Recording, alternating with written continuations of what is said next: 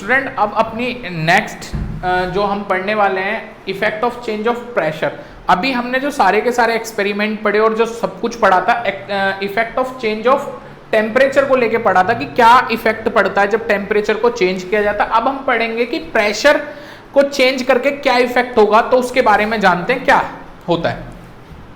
देखिए मैंने मतलब ये जो पूरा एक्सपेरिमेंट जो करना है पूरी मतलब एक एक्सपेरिमेंट ही है। इस एक्सपेरिमेंट में हमने क्या क्या एपरेटस यूज किए हैं देन मैं बता देता हूँ। ये पिस्टन है, इसे ऊपर नीचे हम क्या कर सकते हैं, मूव कर सकते हैं, पिस्टन है। और ये सिलेंडर है, सिलेंडर आपको पता ही है जो हमारे घर में यूज होता है वही सिलेंडर है, उसी टाइप का।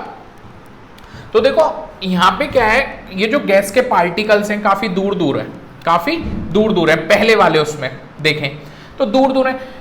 अब इनके बीच में जो स्पेस है काफी ज्यादा है, फर्स्ट वाले में देखो काफी ज्यादा स्पेस है। हाँ, तो इसे हम क्या करेंगे, इस पिस्टन को पुश करेंगे, पुश इन, नीचे की साइड दबाएंगे, पिस्टन को नीचे दबाएंगे और दबाएंगे तो स्टूडेंट क्या होगा, आप देखोगे कंप्रेस कर रहे हो, आप इसे क्या कर रहे हो, कंप्रेस कर रहे हो। तो कंप्रेस करने के कारण इसके जो पार्टिकल्स होंगे वो क्या हो जाएंगे, आपस में क्लोज आ जाएंगे। आप क्या हो जाएंगे, क्लोज हो जाएंगे, आपस में एक दूसरे के क्लोज आ जाएंगे।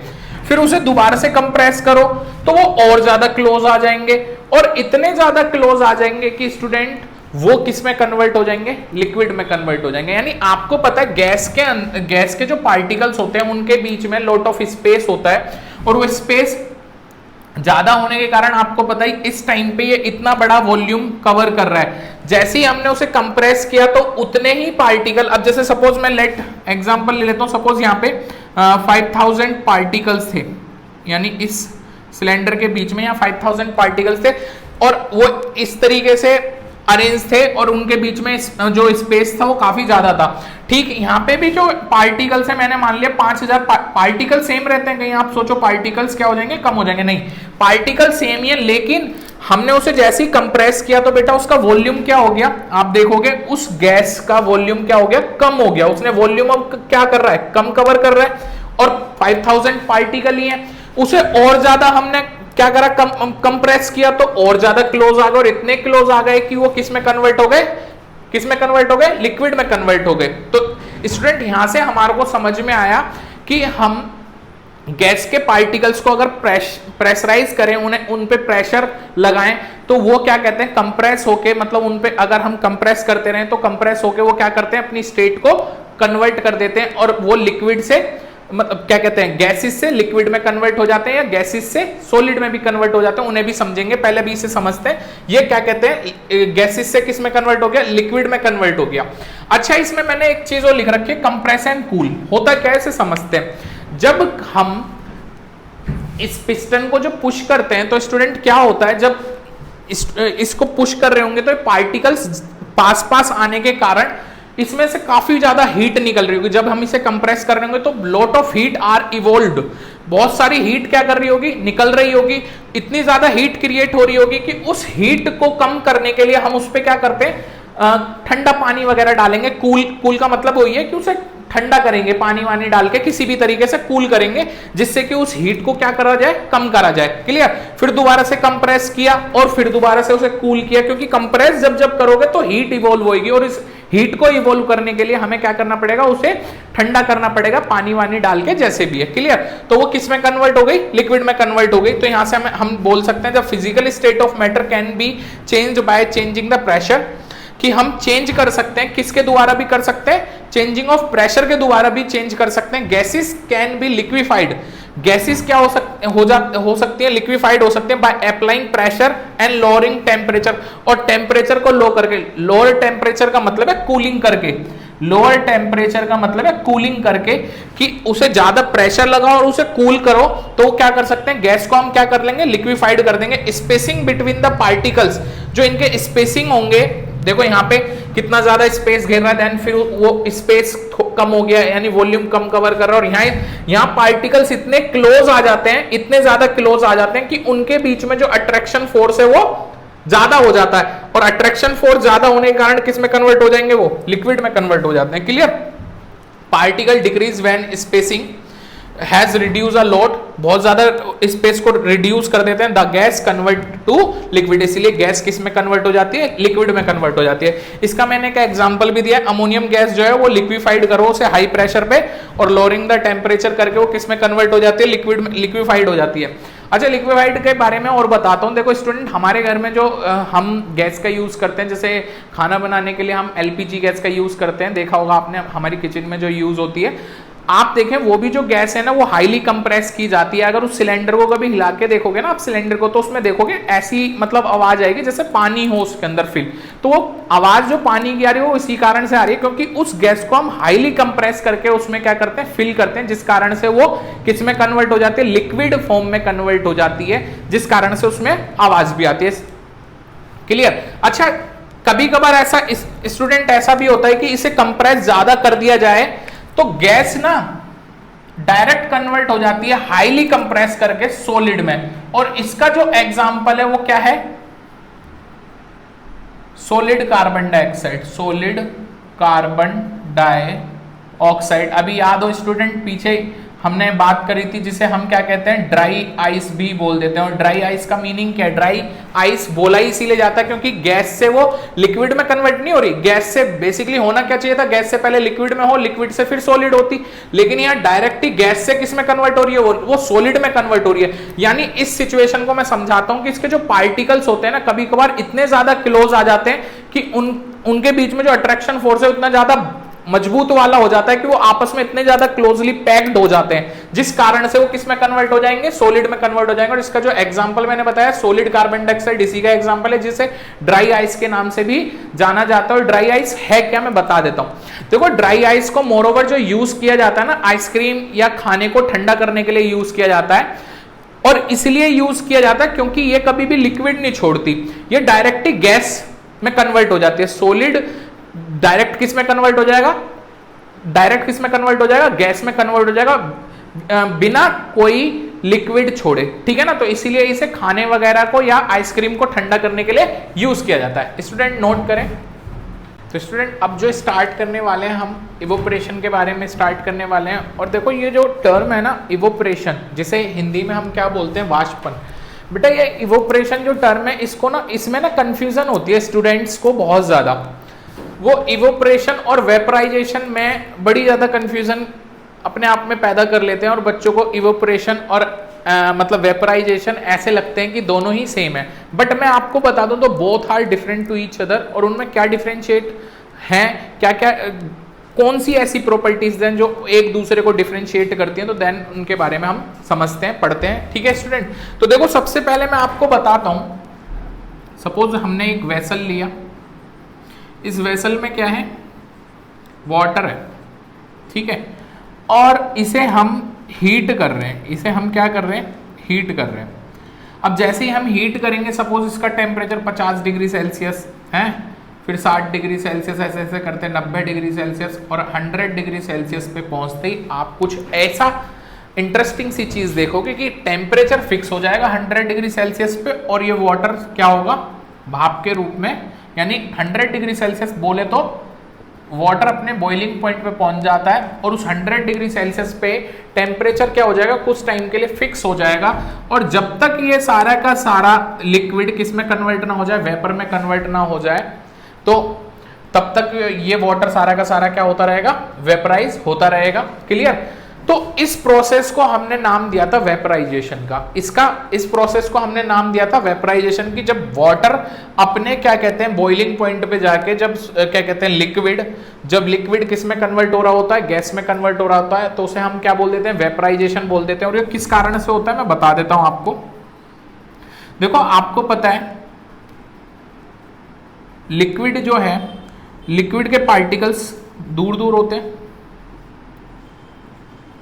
अब इनके बीच में एक अट्रैक्शन फोर्स होता है। हमने अभी पढ़ा था कि हर कोई भी मैटर हो, उनके जो पार्टिकल्स होते हैं, तो आपको पता है मैटर जो है वो पार्टिकल से मिलके बना होता है, और उन पार्टिकल के बीच में स्पेस होता है, और वो कॉन्टिन्यूसली मूव करते रहते हैं, और उनके बीच में जो एक मतलब अट्रैक्शन फोर्स होता है जो उन्हें बाइंड करे रखता है, जिसे इंटर पार्टिकल फोर्स बोलते हैं। तो ये इंटर पार्टिकल फोर्स बेटा जब इसे हीट कर रहे होंगे ना, तो ये बहुत तेजी से मूव कर रहे होंगे पार्टिकल्स, और रैंडम मोशन कर रहे होंगे, और इतनी तेजी से मूव कर रहे होंगे कि इनके बीच का जो इंटर पार्टिकल फोर्स होगा वो क्या हो जाएगा, ब्रेक हो जाएगा, और ब्रेक होने के कारण ही किस में कन्वर्ट हो जाते हैं, किस में कन्वर्ट हो जाएंगे, गैस में कन्वर्ट हो जाएंगे। यानी इनके बीच का जो इंटर पार्टिकल फोर्स था वो क्या कहते हैं, बॉइलिंग पॉइंट पे पहुंचने पर, वो सिचुएशन जब आते हैं जब बॉइलिंग पॉइंट पे पहुंचता है तो इंटर पार्टिकल फोर्स ब्रेक हो जाता है और देन ये किस में कन्वर्ट हो जाते हैं, गैसेस में कन्वर्ट हो जाते हैं। ये तो हुआ वेपराइजेशन से रिलेटेड। अच्छा एक और चीज, सपोज हम ना एक वेसल से लेते हैं, सपोज हमने ये चाइना डिश ले ली, कोई प्याली टाइप की डिश वगैरह ले ली, केतली बोल लो, कुछ भी कह लो, है ना, इसमें ना हमने पानी रख कर दिया, ठीक है, और स्टूडेंट इसे ना हमने रूम टेम्परेचर पे छोड़ दिया कुछ टाइम के लिए, रूम टेम्परेचर पर छोड़ दिया कुछ टाइम के लिए।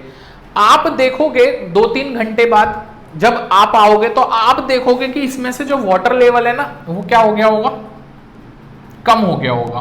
क्या हो गया होगा, कम हो गया होगा।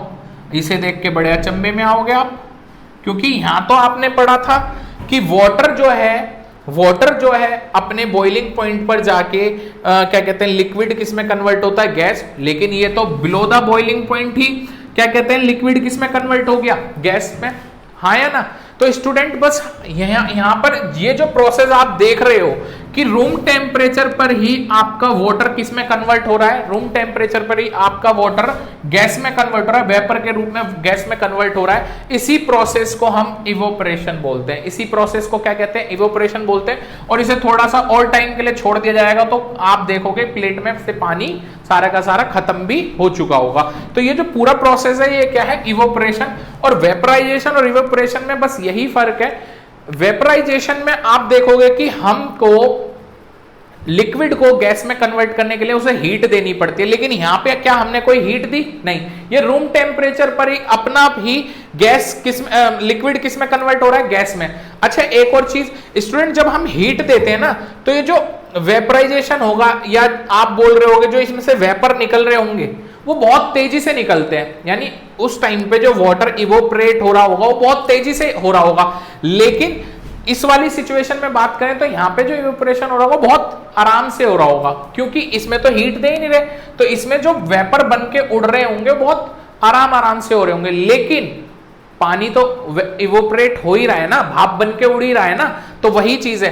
तो एक्चुअल में आपको समझ में आया कि इवोपरेशन क्या है। इवोपरेशन वो प्रोसेस है जो बिलो द बॉइलिंग पॉइंट जब कोई लिक्विड किस में कन्वर्ट हो जाता है, गैस में कन्वर्ट हो रहा होता है, उस प्रोसेस को हम क्या नाम दे देते हैं, इवोपरेशन का नाम देते हैं। और ऐसा होता क्यों है उसे समझते हैं।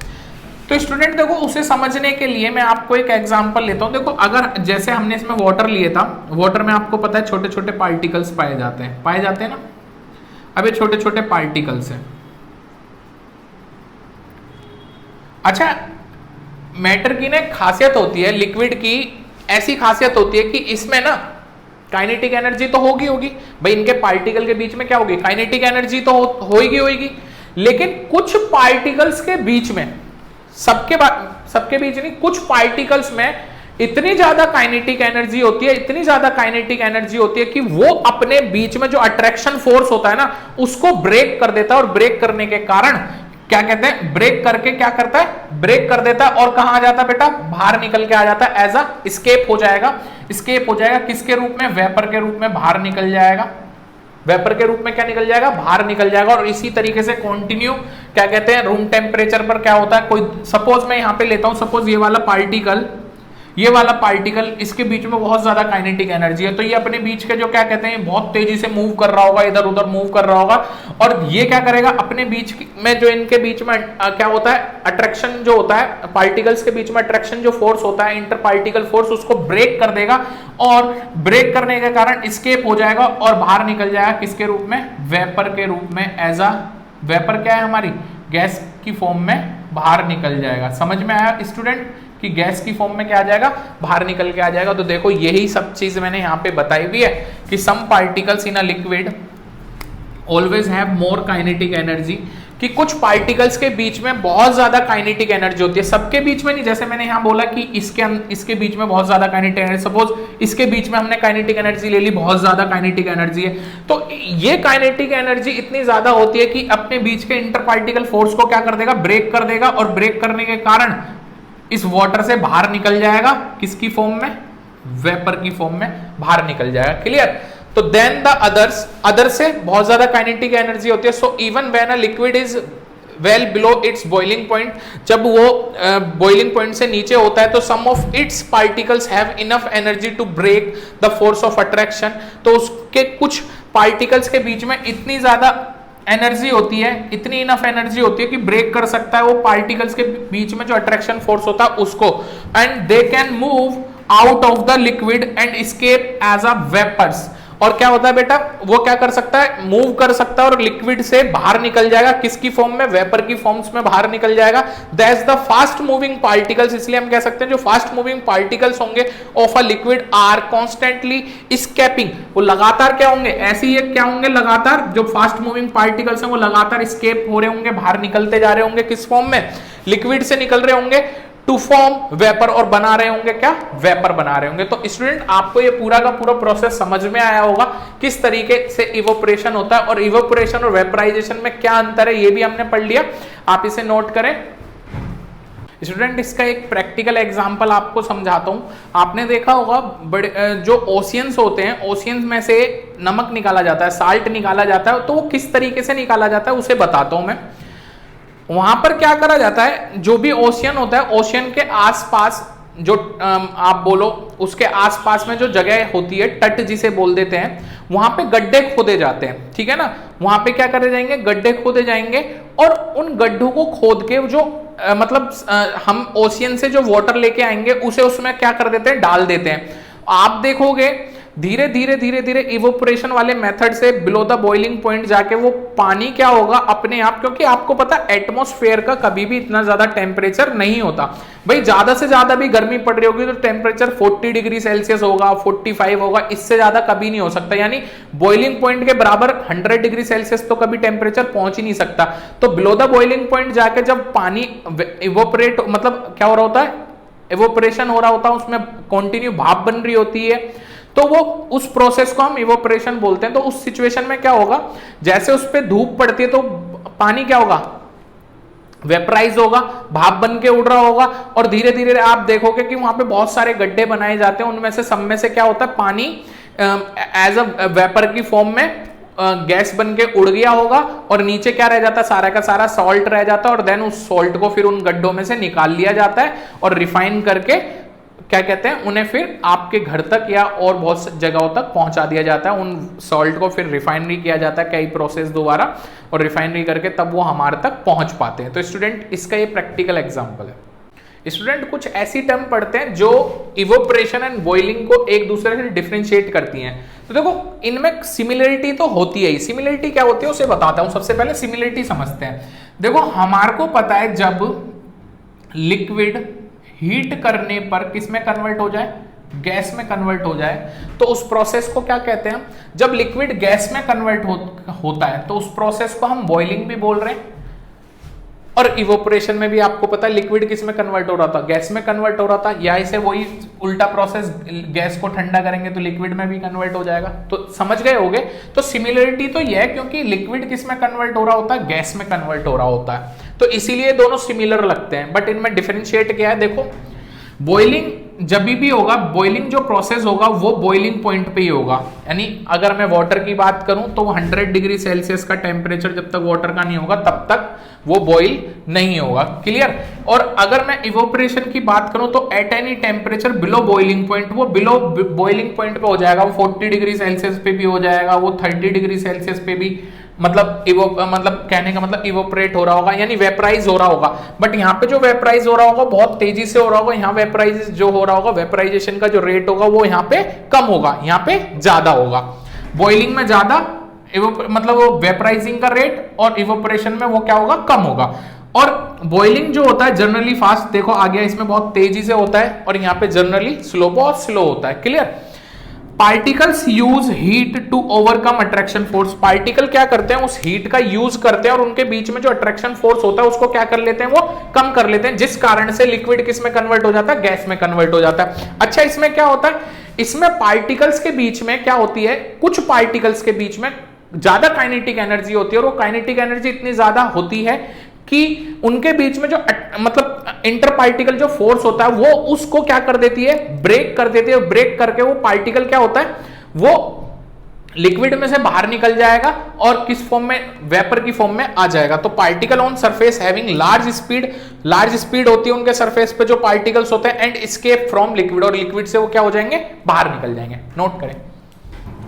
आइए स्टूडेंट, अब कुछ ऐसे फैक्टर्स को पढ़ेंगे जो क्या करते हैं, अफेक्ट करते हैं, अफेक्टिंग इवोपरेशन, वाष्पन को प्रभावित करने वाले कारक। और कौन है, वो चार हैं, temperature, surface area of liquid, humidity of air and wind speed. समझते हैं वन बाय वन करके। टेम्परेचर, ताप। देखो टेम्परेचर को जैसे ही हम इंक्रीज करेंगे तो इवेपोरेशन का रेट बढ़ जाएगा। तो समझाता हूं उसे कैसे समझते हैं स्टूडेंट। इसका एक प्रैक्टिकल एग्जांपल दूं। देखो जब धूप ज्यादा होती है और जिस दिन टेम्परेचर बहुत ज्यादा होता है तो उस दिन देखा होगा आपने, कपड़े बहुत आसानी से सूख जाते हैं, कपड़े बहुत आसानी से सूख जाते हैं। कारण क्या है, जब बहुत ज्यादा धूप होती है, टेम्परेचर बहुत ज्यादा होता है, तो उस टाइम पे इवोपरेशन का जो रेट है ना वो बढ़ जाता है, क्योंकि टेम्परेचर जितनी तेजी से राइज होता है उतनी तेजी से इवोपरेशन भी राइज हो जाएगा। यानी टेम्परेचर जितना ज्यादा होगा, टेम्परेचर जितना ज्यादा होगा, अगर मैं इवोपरेशन का रेट बोलूं तो वो भी उतना ज्यादा ही होगा। टेम्परेचर ज्यादा तो इवोपरेशन भी ज्यादा, टेम्परेचर कम तो इवोपरेशन भी कम होगा। ठीक उसी तरीके से जिस दिन धूप नहीं निकलती और मौसम ठीक ठाक होता है और उस दिन मतलब मौसम में ठंडक होती है तो उस दिन टेम्परेचर क्या होगा, कम पाया जाएगा। और जिस दिन टेम्परेचर कम होता है उस दिन आपने अगर स्टूडेंट नोट किया हो तो उस दिन कपड़े देर में सूखते हैं। और स्टूडेंट आप खुद भी देखो, समझें, अगर किसी चीज को हम हीट कर रहे हैं, ज्यादा हीट मतलब हीट करते रहेंगे तो इवोपरेशन उसका बहुत तेजी से होता रहेगा, ठीक है। और उसको अगर हम उसे हीट नहीं कर रहे तो उसका इवोपरेशन कम रेट से होगा। Clear student. आगे समझते हैं surface area of the liquid. तो स्टूडेंट इसे समझाने के लिए एग्जांपल लूंगा, एक टम्बलर, ग्लास जिसे बोल देते हैं, और एक प्लेट वगैरह कोई भी ले लो, चलो प्लेट ले ली या कुछ भी, ठीक है, या कटोरी, कुछ भी ले लो, ठीक है। तो मम्मी ने ना आपको चाय बना के दी है और वो एक गिलास में और एक को दी है प्लेट में करके। तो स्टूडेंट आप देखोगे गिलास वाली जो चाय है ना वो इतनी जल्दी ठंडी नहीं होती, लेकिन जो प्लेट में रखी हुई जो चाय है वो बहुत जल्दी ठंडा हो जाता है। कारण क्या है, देखें यहाँ पे ये सरफेस क्या है, इसका सरफेस तो यही वाला पोर्शन है और इसमें सरफेस क्या है, ये वाला पोर्शन सरफेस है। और अभी हमने पढ़ा कि इवोपरेशन जो होता है उसमें सरफेस पे कुछ पार्टिकल ऐसे होते हैं जिनके पास काइनेटिक एनर्जी इतनी ज्यादा होती है जो अपने बीच के अट्रैक्शन फोर्स को ब्रेक कर देती है और उसमें से बाहर निकल जाती है वेपर की फॉर्म में। ठीक उसी तरीके से अब यहाँ पे देखना, यहाँ पे जब सरफेस इतना छोटा है तो पार्टिकल्स बहुत कम होंगे, और यहाँ जब सरफेस ज्यादा है तो यहाँ पार्टिकल्स बहुत ज्यादा होंगे। तो यहाँ जो पार्टिकल्स की संख्या होगी इस सरफेस पे ज्यादा होगी जो काइनेटिक एनर्जी कर सकते हैं, और जिस कारण से वो क्या कहते हैं, इससे बाहर भी निकल के आ सकते हैं, जिस कारण से वेपरेशन का रेट बढ़ जाएगा और ये चाय हमारी बहुत जल्दी ठंडी हो जाएगी। यहाँ पे भी वही है कि यहाँ पे सरफेस बहुत छोटा है तो ये काइनेटिक एनर्जी जो पार्टिकल कर रहे होंगे कम पार्टिकल करेंगे, जिस कारण से इवोपरेशन बहुत मंदा हो रहा होगा, बहुत स्लो स्पीड से हो रहा होगा, ठीक है। तो आगे समझते हैं ह्यूमिडिटी ऑफ एयर, वायु की आर्द्रता। तो सबसे पहले ह्यूमिडिटी को समझते हैं, ह्यूमिडिटी क्या होती है। तो बेटा इसके लिए ना मैं एक एग्जांपल लेता हूं आपको। देखो आप एक चीज बताएं, हमारी एयर में बहुत सारी गैस पाई जाती है, जैसे नाइट्रोजन, कार्बन डाइऑक्साइड, क्लियर, और ऑक्सीजन। फिर आपको पता होगा कुछ डस्ट पार्टिकल्स भी पाए जाते हैं, फॉग भी पाया जाता है। उसके अलावा हमारे एटमॉस्फेयर में आप देखोगे वाटर वेपर भी पाए जाएंगे, वाटर वेपर्स।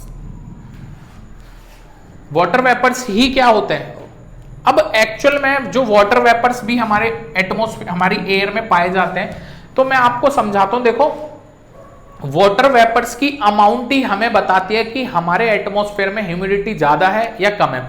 वाटर वेपर्स अगर हमारे एटमॉस्फेयर में ज्यादा है तो दैट मीन्स कि ह्यूमिडिटी भी क्या होगी, ज्यादा होगी। और वाटर वेपर हमारे एटमॉस्फेयर में अगर कम है तो दैट मीन्स की ह्यूमिडिटी भी क्या होगी, कम होगी। अब ह्यूमिडिटी को समझते हैं। आपने कोस्टल एरिया देखे होंगे। अब कोस्टल एरिया होने के कारण आपको पता है नदी उसके पास ही है, तो वहां पे नदी का जो पानी होगा या कोई भी वहां पे सी वगैरह हो तो उसका जो पानी है वो कंटिन्यू क्या हो रहा होगा, इवोपरेट हो रहा होगा। और इवोपरेट होने के कारण वहां वाटर वेपर जो होंगे एटमॉस्फेयर में ज्यादा होंगे, क्योंकि वहां वाटर जो है कंटिन्यू क्या हो रहा है, इवोपरेट हो रहा है। और इवोपरेट होके किसकी फॉर्म में कन्वर्ट हो रहा है, वाटर वेपर की फॉर्म में कन्वर्ट हो रहा है। अब वाटर वेपर जब ज्यादा होंगे तो वहां ह्यूमिडिटी क्या होगी, ज्यादा होगी। यानी कोस्टल एरिया में ह्यूमिडिटी क्या होती है, ज्यादा होती है। तो ह्यूमिडिटी हमें पता चल गई। तो ह्यूमिडिटी पता चली।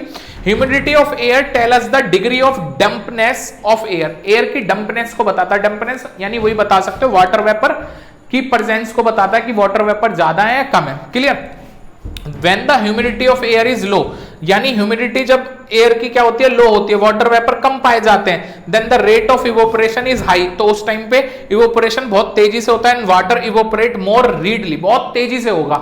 एंड वाइस वर्सा अगर मैं बात करूं, when the humidity of air is high then the rate of evaporation is low and water evaporate slowly, तो वाटर क्या होगा उस टाइम पे, बहुत स्लोली इवोपरेट हो रहा होगा। वाइंड स्पीड की बात करें तो स्टूडेंट आपने देखो कभी गौर करा हो तो जब वाइंड तेज चलती है तो कपड़े वगैरह होते हैं ना बहुत आसानी से सूख जाते हैं, जल्दी सूखते हैं। और अगर वाइंड वहां कम हो तो बहुत देर में सूखते हैं। यानी सपोज हम अपने घर में अपने कमरे में कपड़े सुखा रहे हैं, कोई छोटा मोटा कपड़ा सुखा रहे हैं, सपोज हैंकी को सुखा रहे हैं, तो अगर हमने फैन चला रखा है तो वो हैंकी बहुत जल्दी सूख जाएगा।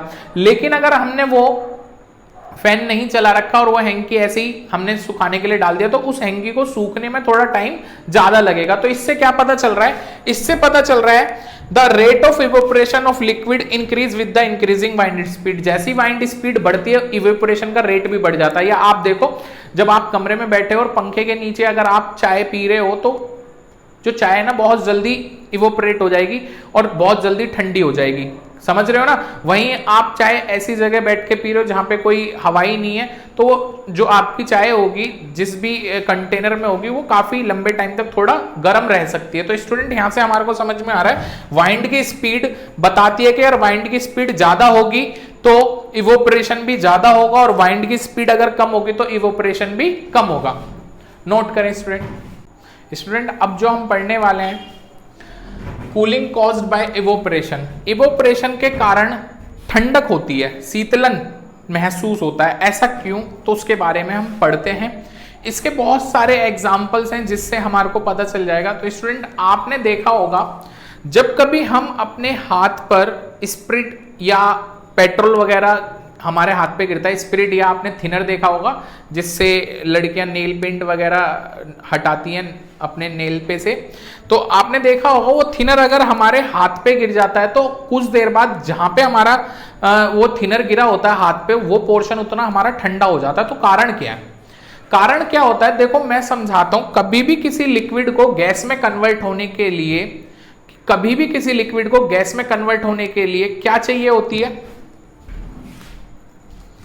ये लेटेंट हीट ऑफ वेपराइजेशन चाहिए होती है। वो हमें भी पता है, आपको याद होगा हमने लेटेंट हीट ऑफ एक तो पढ़ा था वेपराइजेशन के लेके, एक दूसरा टर्म और पढ़ी थी।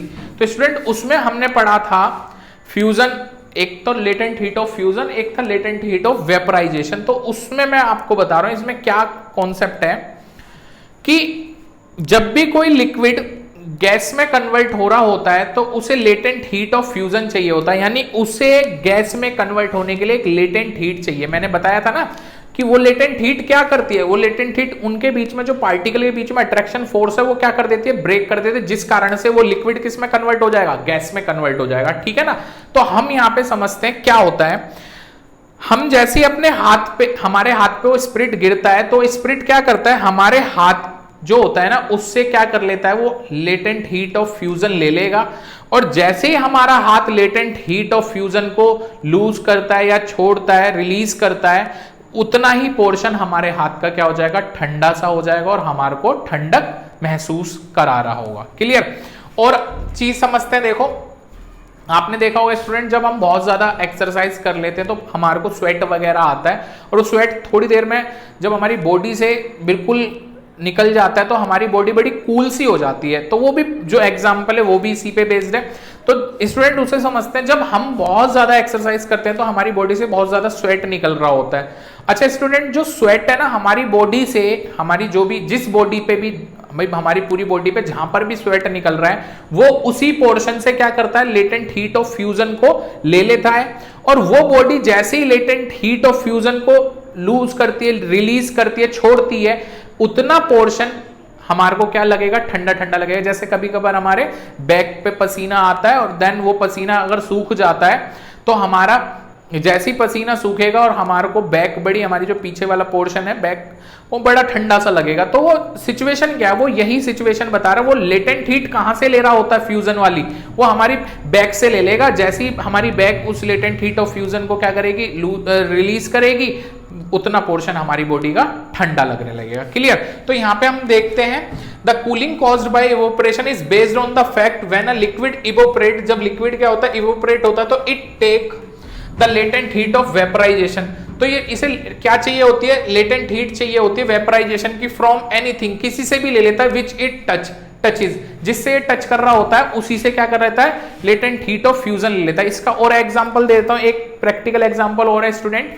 आपने देखा होगा हम मटके वगैरह में जो पानी रखते हैं, तो मटके वगैरह में जो पानी है ना बड़ा ठंडा रहता है। कारण क्या है उसका, मटके का पानी ठंडा क्यों होता है? नॉर्मल अगर तुम बोतल वगैरह में पानी रख दोगे तो गर्मी में तुमने देखा होगा नॉर्मल वो पानी बड़ा गर्म सा हो जाता है, लेकिन मटके का पानी गर्मी में भी बड़ा ठंडा होता है। तो कारण क्या है?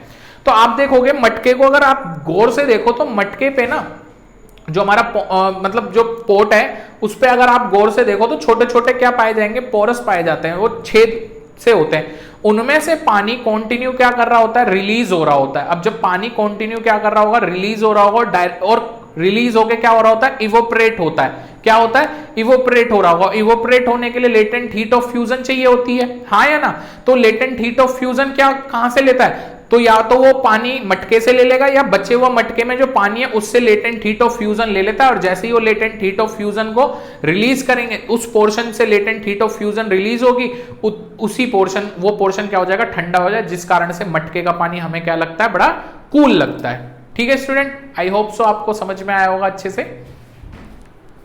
स्टूडेंट अब जो हम स्टार्ट कर रहे हैं, two more states of matter, plasma, Bose, Einstein, condensate. देखो स्टूडेंट अब तक हमने जो पढ़ा था फिजिकल प्रॉपर्टीज के बेस पे, हमने पढ़ा था कि जो मैटर है वो तीन ही फॉर्म में पाया जाता है, solid, liquid and gases. But अब जो साइंटिस्ट है ना वो कहते हैं कि वो 3 स्टेट में नहीं 5 स्टेट्स में पाया जाता है, solid, liquid and gases, and उसके अलावा plasma and boss, Einstein and condensate, यानी 5 स्टेट्स हो गए अब हमारे। ठीक है ना? तो अब पढ़ते हैं प्लाज्मा क्या है। प्लाज्मा एक मिक्सचर होता है फ्री इलेक्ट्रॉन एंड आयंस का। Plasma is a mixture of free electrons and ions. Clear? Plasma is formed in some glowing substance. Plasma जो बनता है किससे बना, मतलब पाया जाता है किसमें, सम ग्लोइंग सब्सटेंस। मैं बताऊं तो नेचुरली जो पाया जाता है ना ये स्टार्स में पाया जाता है। स्टार्स कौन कौन से हो गए आपको पता ही है, स्टार्स में इंक्लूडिंग होता है सन भी। तो ये नेचुरली जो पाया जाता है वो किस में पाया जाता है, स्टार्स में पाया जाता है। पढ़ते हैं लाइक सन, स्टार्स, फ्लोरोसेंट ट्यूब। अब फ्लोरोसेंट ट्यूब क्या होता है, फ्लोरोसेंट ट्यूब जो हम घर में अपनी ट्यूबलाइट वगैरह यूज करते हैं, and neon lights. Neon lights आपने देखा होगा, बड़ी कलरफुल लाइट्स जो देते हैं। भाई कुछ ऐसे सब्सटेंस आते हैं ना बड़ी कलरफुल लाइट देते हैं, तो इन्हें डेकोरेशन वगैरह में यूज करते हैं। जैसे तुमने देखा होगा पार्टी हॉल्स वगैरह में इनका यूज किया जाता है, तो नियॉन लाइट्स। क्लियर ना? तो ये सारे के सारी इनके अंदर क्या पाया जाता है, प्लाज्मा पाया जाता है। Plasma consist of super excited ions particles of gases. Super excited ions particle of gases पाए जाते हैं, जैसे फॉर एग्जांपल सन में क्या पाई जाती है, हीलियम गैस पाई जाती है। और नियॉन लाइट्स में क्या पाई जाती है, नियॉन गैस पाई जाती है, जिस कारण से वो क्या पाए जाते हैं, चमकते हैं। ठीक है ना? These excited ions particles glow with different colour. कह रहे डिफरेंट कलर से ग्लो करते हैं ये, on gas present in them, जिस हिसाब से इनमें जो गैस प्रेजेंट होती है उसके बेसिस पे। क्लियर है? डिफरेंट डिफरेंट कलर में क्या करते हैं ये, ग्लो करते हैं। फिर लिखा है in stars and sun plasma is form due to very high temperature. जो प्लाज्मा पाया जाता है स्टार्स और सन में किस कारण से पाया जाता है? हाई टेम्परेचर के कारण पाया जाता है। हाई टेम्परेचर के कारण क्या होता है? बनता है। In neon lights and fluorescent tubes due to electricity. और यहाँ पे जो कहने का मतलब प्लाज्मा बना वो किस कारण से बना? भाई देखो आपको पता है जो नियॉन लाइट है ये फ्लोरोसेंट जो ट्यूब है ये जो यूज की जाती है किससे की जाती है? इलेक्ट्रिसिटी से की जाती है। तो इसमें जो प्लाज्मा बनेगा किससे बनेगा? इलेक्ट्रिसिटी के कारण बनेगा। Clear student? नोट करें। स्टूडेंट अब पांचवी स्टेट के बारे में पढ़ते हैं जिसको बोस-आइंस्टीन कंडेंसेट का नाम दिया गया था। इन 1920 में इंडियन साइंटिस्ट थे हमारे सत्येंद्र नाथ बोस, जिसे एसएन बोस के नाम से भी जाना जाता है। डिड सम कैलकुलेशन, इन्होंने कुछ कैलकुलेशन करी based on which Albert Einstein, तो इसी कैलकुलेशन पे एल्बर्ट आइंस्टीन ने प्रेडिक्ट करा कि मतलब उन्होंने बताया, भविष्यवाणी करी कि भविष्य में कभी मतलब इस नाम की कोई पांचवी मतलब जो स्टेट है वो एग्जिस्ट कर सकती है, पाई जा सकती है, जिसका नाम क्या रखा था? बोस-आइंस्टीन कंडेंसेट, बीसी शॉर्ट में बोल देते हैं। तो इसे स्टूडेंट 2001 में 3 साइंटिस्ट थे, यूएसए के थे ये साइंटिस्ट। एक का नाम था कार्नेल, एक का नाम था कैटरले एंड एक का नाम था वीमान। ठीक है ना? ये यूएसए के थे। इन्हें नोबेल प्राइज मिला actually making this state in laboratory. इन्होंने ये जो स्टेट है यानी ये जो अवस्था इसको बनाया, लेबोरेटरी में तैयार किया। और कैसे तैयार किया उसे बता देता हूं। BEC is made by cooling a gas of very low density, बनाई गई कूल करके, cooling a gas of very low density, बहुत ज्यादा डेंसिटी गैस है, by cooling a gas of very low density to super low temperature. तो student ये क्या है इसके बारे में बता देता हूं। इन्होंने जो पांचवी जो ये स्टेट खोजी तो वो बहुत ज्यादा लो डेंसिटी वाली गैस थी जिसका बहुत लो टेम्परेचर तक उसे ठंडा किया गया। ठंडा करके तब जाके हमारे को ये पांचवी हमारी स्टेट मिली जिसका नाम था Bose-Einstein condensate. I hope so student आपको बहुत अच्छे से समझ में आया होगा। नोट करें स्टूडेंट, अगर आपको गौतम गुरुकुल एजुकेशन क्लासेस की ये वीडियो पसंद आ रही है तो बेटा वीडियो को लाइक करें, चैनल को सब्सक्राइब करें और सबसे ज़रूरी स्टूडेंट आप इन वीडियोस को अपने दोस्तों के साथ भी शेयर करें ताकि आपके साथ साथ आपके फ्रेंड्स भी इन वीडियोस का फ़ायदा ले पाएँ। धन्यवाद बच्चों। Thanks for watching. A like would be appreciated. And don't forget to subscribe.